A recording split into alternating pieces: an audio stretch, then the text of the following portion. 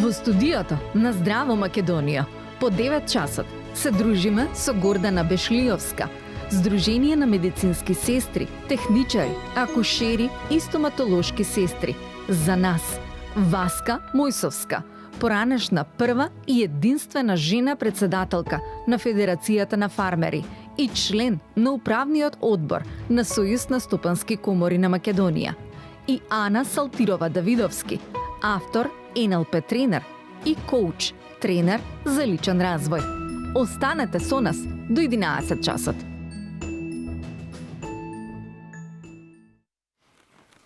Да, како што кажа колешката Ана, навистина имаме уште многу интересни содржини кои што ќе ги понудиме до крајот на ова денешно наше издание, бидејќи имаме 3 прекрасни дами, силни жени. Кога велам силни, не мислам на физички силни, иако не знам, можеби физички се силни. Мислам на тоа дека се силни во својата професија, во својата мисла, во делата кои што ги прават секојдневно, а денеска разговорот со нив ќе го водиме јас и мојата колешка Цеце. Цеце, добро утро за тебе. Да, официјално Милена пред гледачите и пред камерите, добро утро. Како што кажа и ти, имаме 3 прекрасни дами на вистина убави професии за кои што ќе зборуваме во следните минути. Верувам дека ќе ве задржиме на Канал 5. Ние сме единствено загрижени дали ќе имаме доволно време се да прашаме, секогаш знаете, тоа е најголемиот проблем во овој дел, но мислам дека ќе биде доста интересно. 5 жени на маса, ќе се потепаме која попрво нешто да каже. Да, ние само ќе прашуваме, нема да се надоврзуваме многу, се со цел да оставиме нели простор на простор за повеќе прашања. За нашите гостинки кои што имаат што да кажат, бидејќи одбележуваме еден прекрасен ден, имаме на повидок нова книга, имаме награди кои што се добиени изминатиот месец, така што сите 3 дами се со убав повод денеска во нашето студио. Уште еднаш да си ги најавам, Гордана Бешлиовска, веднаш до Цеце. Гордана, добро утро, добре ни дојдовте. Добро утро, ви благодарам што го подигате гласот на медицинските сестри, што на овој денешен ден, прекрасен меѓународниот светскиот ден на медицинските сестри, ми укажувате можност со чест и задоволство да го честитам празникот денеска на сите медицински сестри, не само нашите во Македонија, во регионот, Европа, до сите 7 континенти. Така. Ова е меѓународна светска недела и светски ден на медицинските сестри. Ви благодарам. Затоа сте и вака соодветно облечени во вашата свечена облека денеска и ми го одговоривте првото прашање, впрочем. Видете, Унијата на Сдруженијата на медицинските сестри, акушерки и стоматолошки сестри ги направи сестрите многу видливи по сите основи. Сакате системски, сакате просиндикално, сакате едукативно.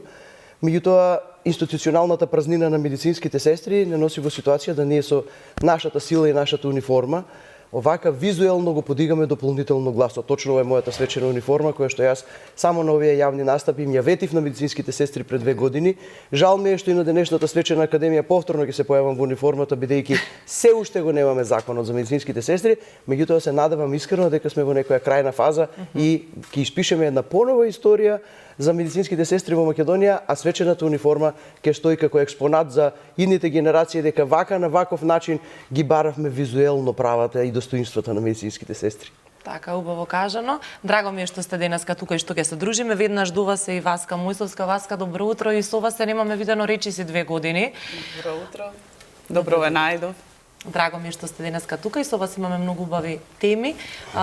Како што кажав, и една награда која што изминатиот месец ја добивте, но да ја поздравим и Ана Салтирова Давидовски, која што денеска е тука со нас и ни ја разубави дополнително нашата маса, затоа што донесе свој дела. Тука имаме една книга која што денеска треба официјално да искочи.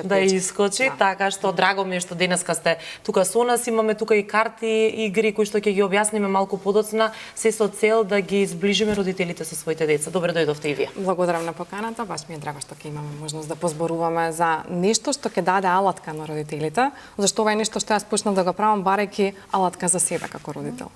Така, пред малку разговаравме дека не баш за се сум запознаена, а обично се што е поврзано со деца, некако ми излегува и на социјалните мрежи и вие сама кажавте јас сум одлична во маркетинг, така да тоа е бенефитот. Треба малку, значи, повеќе да се поработи на тоа. Учам. Затоа што живееме во таков свет, сакале или не сакале. Не, јас се трудам, неспорно. Се постои на медиумите, само колкав ми ја речат. Али е нешто на кое што работам и нешто на кое што ствари ги охрабрувам сите. Пробајте да си играте, низ патот на игра, како што учат и децата, така и ние, по пат на обиди и грешки. Многу сум подобра какова бев. Тоа е треба добро. Да станам уште подобра, зашто фидбекот си уште не е таму каде што треба. али окей. Еве веќе кога споменавме волшебното килимче е вашето најново дело, илустрациите се на вашите деца Огнен и Елена. Да. Ајде малку повеќе за волшебното килимче, ќе се обидеме со колегата да прикажеме дел од тоа. Значи, волшебното килимче настана, они се илустратори на книгата, уствари јас сум НЛП тренер и НЛП коуч. Малце е чуден називот, па ќе го преведам, напиши нова лична приказна. Во основа ја проучува методологијата што ги разликува успешните од не така успешните луѓе.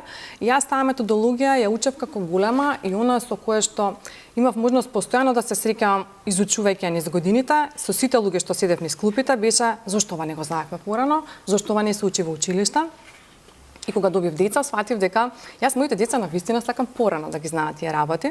Како фидбекот беше добар, така испадна дека не е фер да го држам само за моите деца, па почнав да го споделувам со другите деца. И испадна дека јас немам капацитет да стигнам до другите деца, па решив дека ќе работам и со родителите. Браво. И конкретно во волшебното килимче обработена една феноменална техника од НЛП, се вика Circle of Excellence или круг на извонредност, каде што ние во основа треба да ги собираме сите срекни сеќавања што ги имаме од она што ни се случувало во животот, например кога одиме на состанок за работа, например кога доаѓам тука на гостување.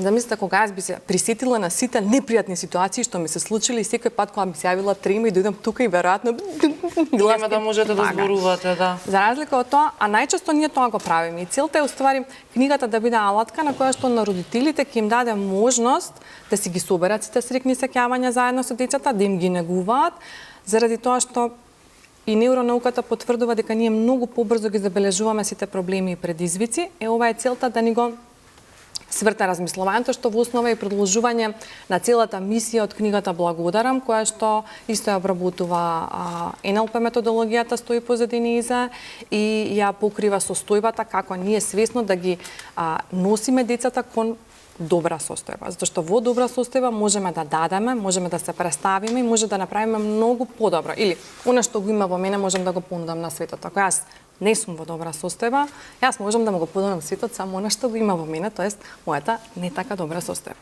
А сите имаме ресурси во кои што може да пристапиме независно каков ни бил животот, независно и тоа е устари целта на Благодарам, што год да ни се случи или да бидеме благодарни за убавите работи или да бидеме благодарни за лекциите што ни ги донеле тие искуства.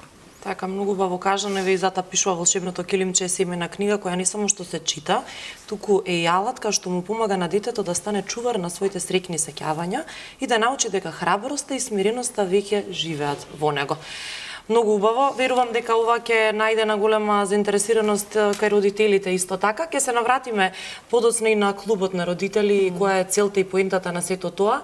Жената има многу улоги во животот, покрај тоа што е и мајка и сака да биде успешна нели на работното поле, успева и да менаџира.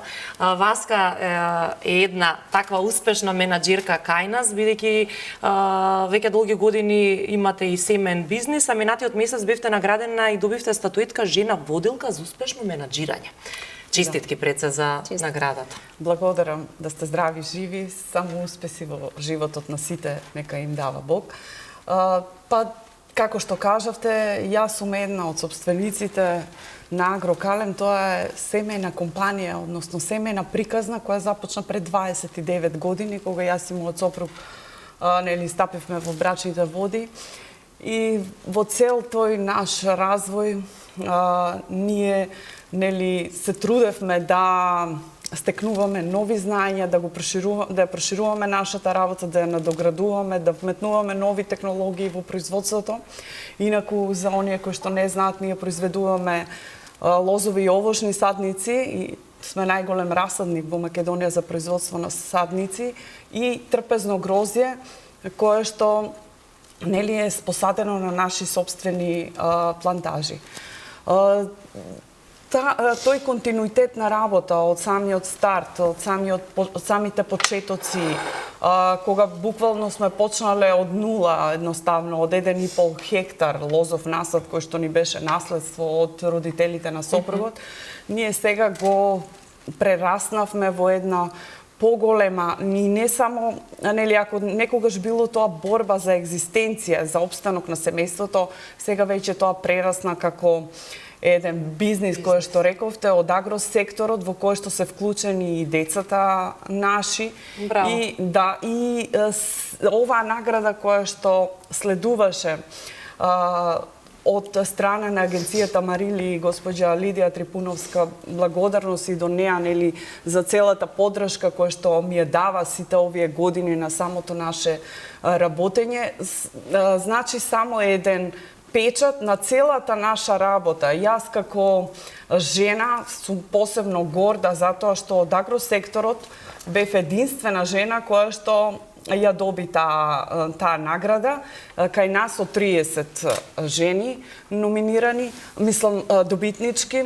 И сето ова ми дава еден стимул да продолжиме понатаму, а и секако да бидеме ветар во грб на нашите деца за понатамошен развој и усовршување на самата наша работа. Браво, да, малку подоцна ќе кажеме и што се друго правите и што се и правевте додека бевте, и традиционалниот маџун го правиме, тоа е нов производ кој што е производ на ќерка ми, веќе е 6-та година таа го прави. И тоа е неготински маџун направен по традиционален рецепт. И така да ние како семејство и како компанија сега и вработени кои што имаме, бидејќи на почетоците ние работевме сами, како ја проширувавме работата, сега имате и повеќе вработени, да. Ама без разлика сите ние се чувствуваме како едно семејство. Браво. Одлично, многу што зборуваме со вас, како што кажавме претходно, имаме навистина многу прашања. Ќе продолжиме со Гордана. Го споменавте законот за медицински сестри, дека се уште се борите за него. Па може за пошироката јавност најпрво да објасниме за каков закон станува збор, што е она што им недостасува на медицинските сестри? Па таа институционална празнина, да ви кажам, едноставно се отсликува во болниците во тоа така наречено наше 4N незадоволство, бидејќи законот имплицира, тој не е само административна формалност, знаете. Законот за медицинските сестри е нешто што ја комплетно ја опишува сестринската и уредува сестринската професија, каде што меѓу другото го универзалниот курикулум на како регулирана 6-та професија ги препишува буквално сите начини на кои што се образуваат медицинските сестри во сите, почувајќи од средното медицинско училиште, па високите стручни школи, сега нашите желби за факултетското образување, академските студии на медицинските сестри, потоа специјалистичките студии, па вториот и третиот циклус на студии, каде што се научните студии кои што на медицинските сестри им овозможуваат во образовниот процес да бидат вклучени и да ги образуваат медицинските сестри.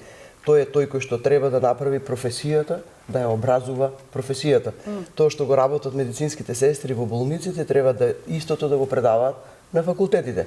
Не е многу пати во нашите стратегии, нашите настани и едукативни и во секаков карактер, значи сме кажале дека здравствената нега и здравствената грижа е нешто кое што е основната задача од сите 4 фундаментални нивоа на медицинските сестри. Содржана е во превенцијата, промоцијата, здравственото воспитување и спречувањето на болестите. Тоа се 4 фундаментални нешта во дефиницијата на професијата медицинска сестра, во кој што секаде е вплеткана здравствената нега и здравствената грижа.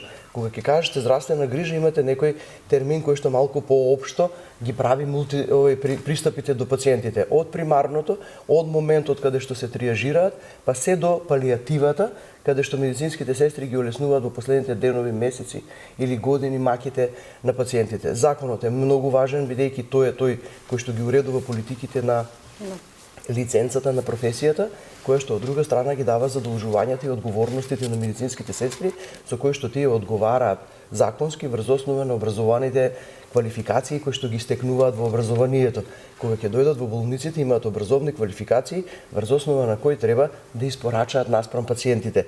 Има еден независен дел кој што медицинските сестри ги гради со нивната емпатичност, со сето она кое што била причина за да влезат во професијата, и на трето место е меѓузависниот дел во кој што медицинските сестри комуницираат комплетно со семејствата, по широката околина, со секојдневието кое што представува 24/7 или медицинска сестра професија која што е живот. Не е само професија, туку е живот. Многу е важен законот, бидејќи тој кога ќе ги уреди медицинските сестри, ќе ги уреди одговорностите, образованието на медицинските сестри, ќе ги имплицира медицинските сестри и имплементира таму каде што се носат одлуките за медицинските сестри, тие тогаш ќе придонесуваат многу повеќе за подигање на вредноста на пациентите.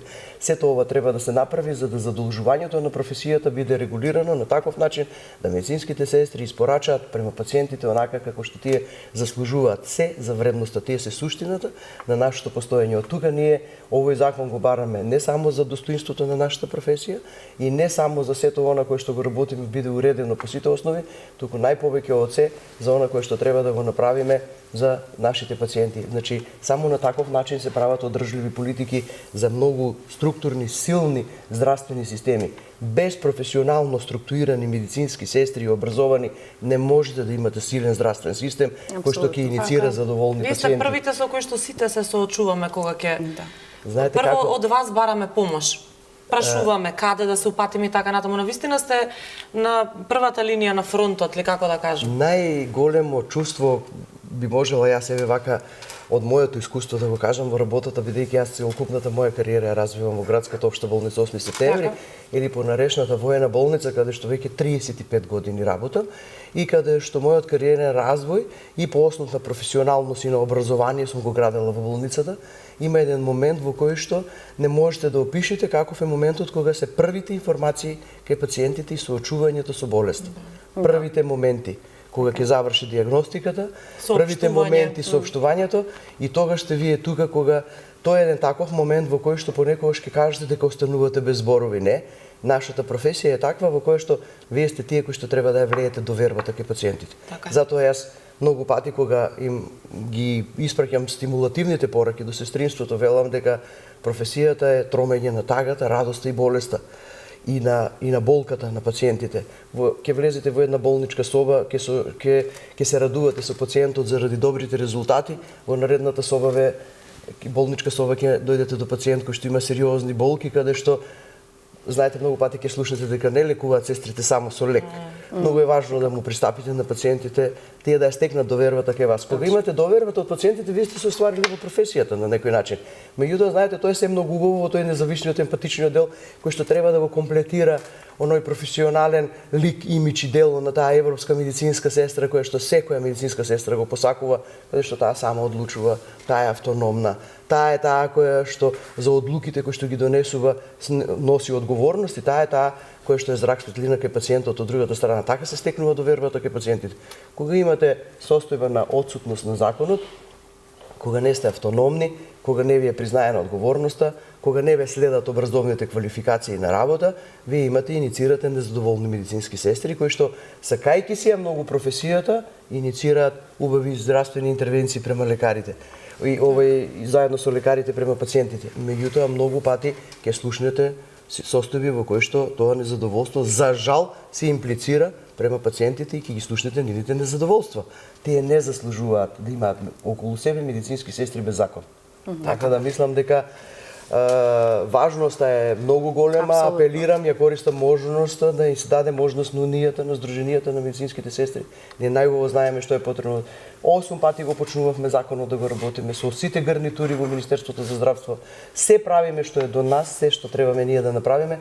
Очекуваме дека брзо тоа ќе се реши и како што кажавме на почетокот кој ќе го добиеме законот, ќе испишеме поновата историја на медицинските сестри, а ова моја униформа ќе отиде во еден експонат со кој што го баравме овој закон и во наредното некое гостување догледно време ќе се раскажува. Ќе ни го честитате законот, бидејќи сме единствени во регионот без закон законната професија на медицинските сестри. Еве верувам дека и вашето денешно гостување и изборување гласно на оваа тема ќе придонесе да се променат нештата. Ана, сакам да продолжам со вас, бидејќи вие работите и со родителите и со децата, односно многу луѓе кои што ја работат вашата професија, во последно време велат дека навистина е важно и со родителите да се зборува, не само со децата кои што имаат одреден проблем, затоа што тоа е еден синџир, нели, кој што ги поврзува нештата. Она што ме интересира, колку е важно родителите да знаат што точно им зборуваат на децата, кои зборови ги употребуваат, дали постојано треба да се нагласува мора да добиеш петка, мора да бидеш најдобар,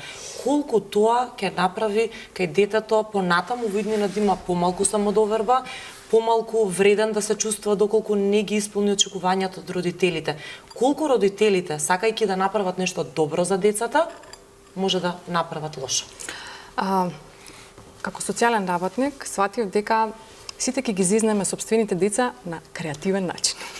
Сите родители си ги сакаат своите деца, да, тоа е неспорно. Сигурно. Сите прават најдобро што знаат, и тоа е неспорно. Сите родители имаат љубов за своите деца, и тоа е неспорно. Како го покажуваат тоа, што прават со тоа е она што почнавме на почетокот мојот. Што има во нас, тоа го даваме надвор од нас, затоа е важно да работиме на нас, а не на децата. Децата не се проект, ние сме проектот. Сега, мојата приказна не почна ни со родителите, ни со децата. Мојата приказна почна многу порано во бизнис светот. Јас уствари работам во HR. HR професионалец сум со години, бев и на менаџерски позиции на HR позицијата, активно сум и во управниот одбор на Асоциацијата за човечки ресурси и работам едукација со возрастни преку 20 години. Така. И маката што ја видов уствари е дека ние вештините што им требаат на децата треба да ги градиме многу порано, не оној момент кога ќе дојдат на работа.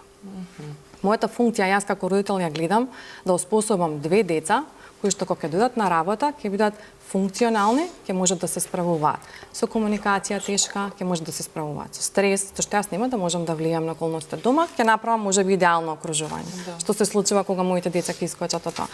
Така да, емоционалната интелигенција да има подигнам, тоа се сите оние меки вештини.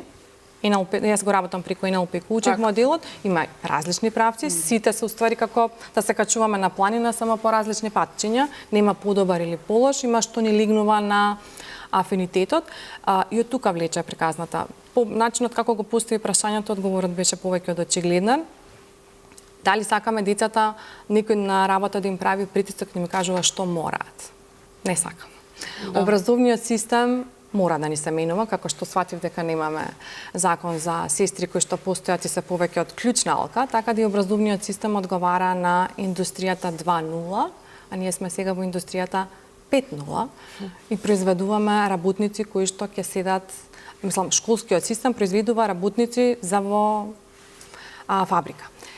Начинот како се поставени работите и затоа децата треба да почнат да учат како да учат, брзо да одучуваат и да учат повторно, зашто промената со која што сме окружени е многу динамична, а промената прави проблеми, проблемите бараат решение, кога ќе ги имплементираме решенијата, тие прават промени, што прават проблеми, што бараат решенија. Се е поврзано едно со друго. И сега прашањето е спиралата дали ќе се движи нагоре или ќе се движи надоле. Нашата обврска е да ги научиме децата дека е окей да грешат во образовниот систем. Затоа настана играта како може, кој што меѓу другото не е баш за деца, него е за малце поголеми деца.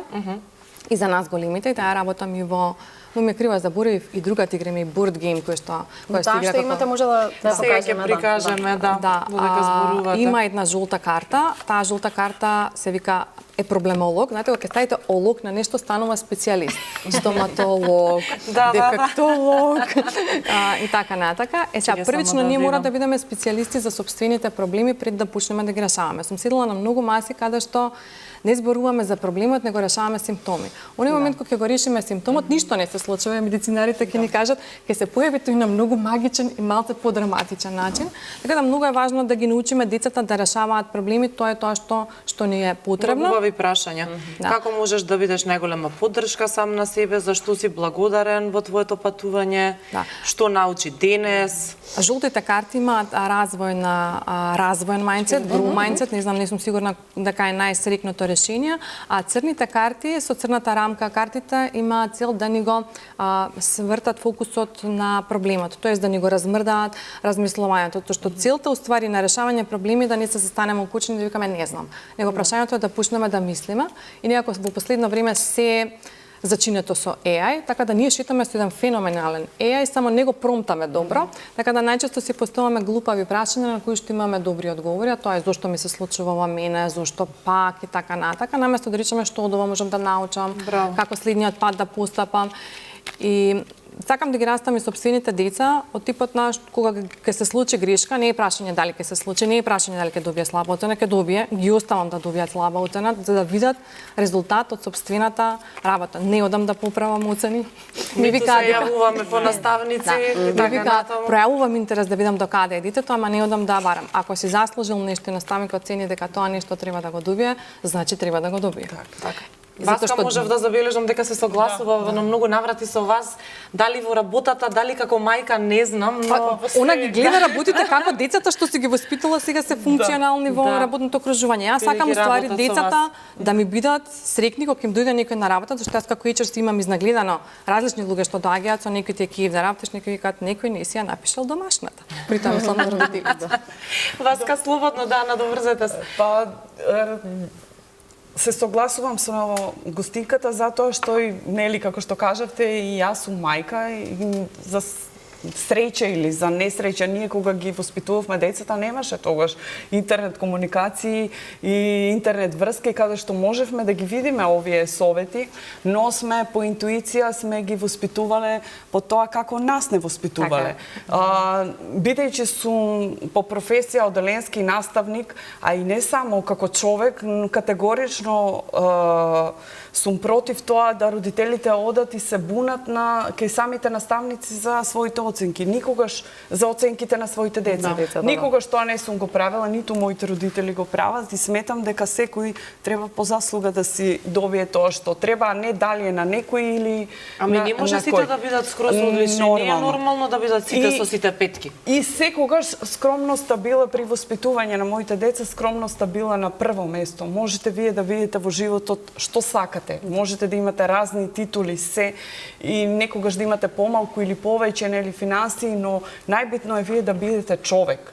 Да човек во буквална смисла на зборот. И тоа сакам да им го пренесам еве сега и на внуците, секако и тие вредности ги гледам кај моите деца, барем сега, засега веќе се возрастни, нели, со своји собствени семејства.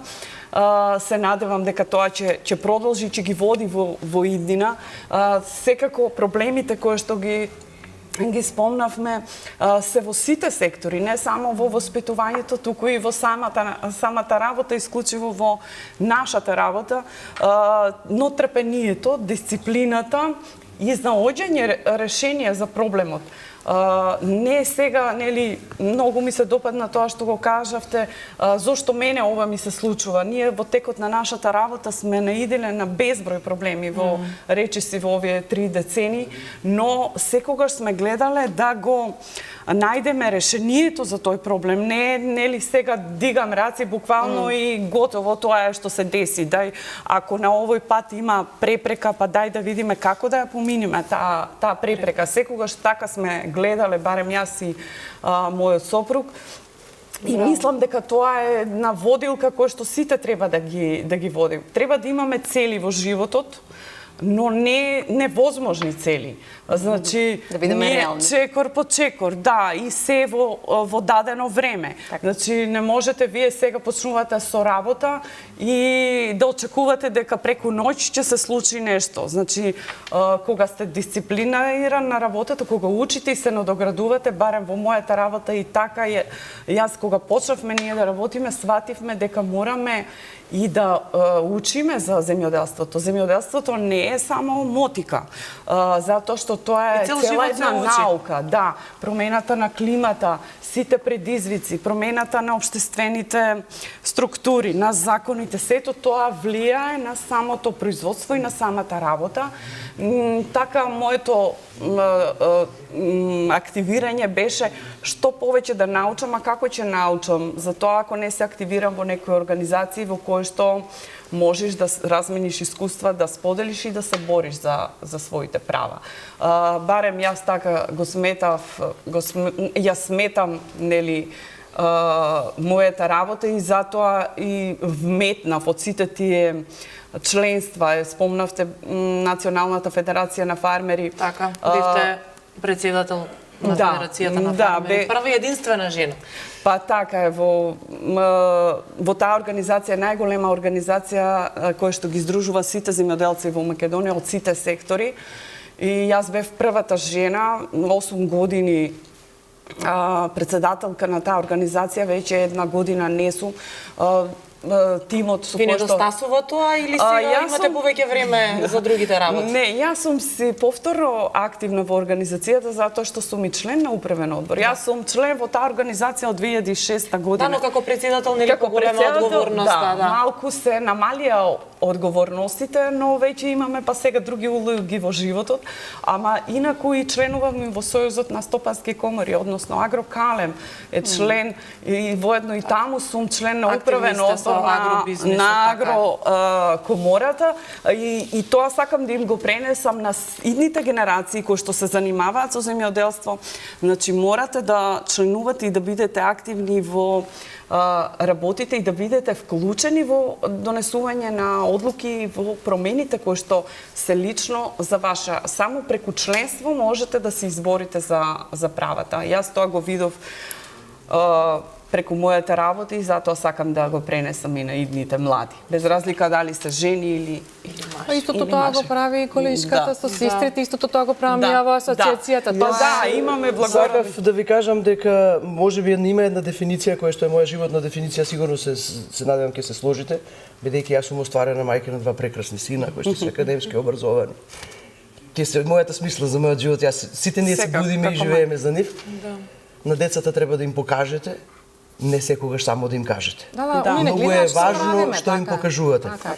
Кога се остварувате по сите основи како родители кои што имаат пред се една здрава семејна средина и околина во која што понатака се развивате во професиите, во кариерите, во односите со луѓето, вие на децата им покажувате како сето тоа треба да биде. Така модел, точно. Јас ова го кажувам затоа што во мојата племенита професија моите деца растеле со се она што јас сум се соочувала во мојата професија како животна професија, кога сум требала да не бидам дома во приказните или се она кое што требало да ми се случува на празници, викенди, Јас радев со мајка, лаборант, така да јасно ми е. Кога сите секогаш треба да бидете со семејството, ние сме меѓутоа одбирот на нашата професија има таков призив во кој што кога влегувате во оваа професија сваќате дека треба да се дадете, нели, за другите. Во пациентите треба да ги гледате секогаш своите најблиски за да бидете остварени, како што кажав, за да ја постигнете довербата.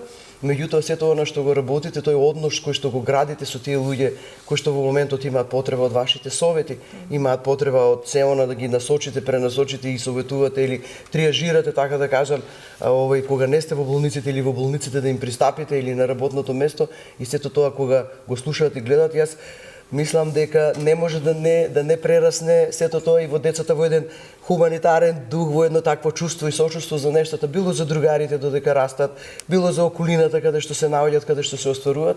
Моите синови не се во мојата професија се остварени академски граѓани во сосема друга област и двајцата, меѓутоа сакам да кажам дека единствено нешто кое што ме во професијата ме водело секогаш и сум сакала секогаш кога некаде било каде ќе се спомне името на нивната мајка и денеска и каде да се секогаш нивното чувство да биде многу пријатно за нештото и тоа ова наша професија и сите професии се многу убави, сите примери се многу убави, меѓутоа јас зборувам од моето лично искуство каде што нашата доблест, емпатија и сето она кое што треба да не води во професијата не носи во една ситуација во која што нормално оставаме впечатоци кај луѓето. Знаете, кога си одат пациентите од болниците, тие никогаш не ја паметат терапијата која што ја добивале. Тие го паметат тоа на кое што го оставате према нив, чувството нивно, какви емоции сте развиле кај нив, каква доверба, пак ќе кажам, како се почувствувале од вашиот пристап, од вашата човечност со која што сте пристапили и така понатака. Ја паметиме човечноста, но и нечовечноста. Да. Нема да запаметиме терапијата која што чувството, независно какво е, она со кое што се излегуваме. Студиите покажале дека медицинските сестри во еден работен ден поминуваат најмалку 4 часа со пациентите. Значи имате време да ја поделите терапијата, која што е во компетенциите на сестрите со стручните образованија, па имате време и можете да најдете можности да седнете до пациентот многу пати, да го изслушате. Да се направите муабет. Па медицинските сестри се тие прочем кои што имаат една таква сестринска диагноза, која што ја градат преку овие 4 часа контакт со пациентите и тие се тие кои што се знаат. Докторите имаат шифрирана диагноза. Значи секоја должна почит, тие се носители на здравствената дејност. Меѓутоа има шифрирана диагноза која што ќе вија ќе ви ја според анамнезата ќе ви ја дадат шифрираната дијагноза и тука понатака Ви буквално одговарате за секој човечки Апсолутно. живот таму. Мало Апсолутно. невнимание Да. или било што може да наштети на некој пациент, така што вашата работа е толку одговорна, дури ги поминува сите граници, вака кога ќе размислам, на вистина Па мене ми е многу пријатно чувството што вака ја доживувате професијата и вака не оценувате со оглед на тоа дека нели и многу пати ќе слушнете и негативни коментари од пациентите за медицинските сестри. Добро, меѓутоа, видите, за во секоја поединци. професија има и кажуваме- позитивни и Така. негативни. Ние Така да кажуваме и во вашата кажуваме професија. секогаш дека Да. секоја грешка треба да има име и презиме. Така, Секој така треба е. да си ја понесе одговорноста за собствените Да, но и претходно споменавте од каде доаѓа незадоволството, така што некако се јасни работи. Па да, да. Унијата на Сдруженијата на медицинските сестри го обедини целокупното сестринство во Македонија и ги направи толку многу видливи сестрите не само во Македонија по основ на сите наши потреби и барања, туку и во регионот и во Европа. Ние за не цели 2 години сме веќе дел од 6-та меѓународна асоциација на медицинските сестри, каде што не сме само пасивни членови, туку сме активни членови во Генералните собрани и во носењето на глобалните политики за медицинските сестри. Минатата недела бевме амбасадори, представници во Сиднеј, во Австралија на конгресот на најголемата меѓународна федерација на медицинските сестри ИФНА, која што ги обединува на светско ниво сестрите од анестезијата и реанимацијата. Нашето Браво. македонско знаме го носеше председателот на Европската Да, асоциација. ќе го видиме тоа видео по рекламите, задржете ја мислата, мораме да ги испочитуваме и Накратко само. да, рекламите, се враќаме за кратко назад во студиото.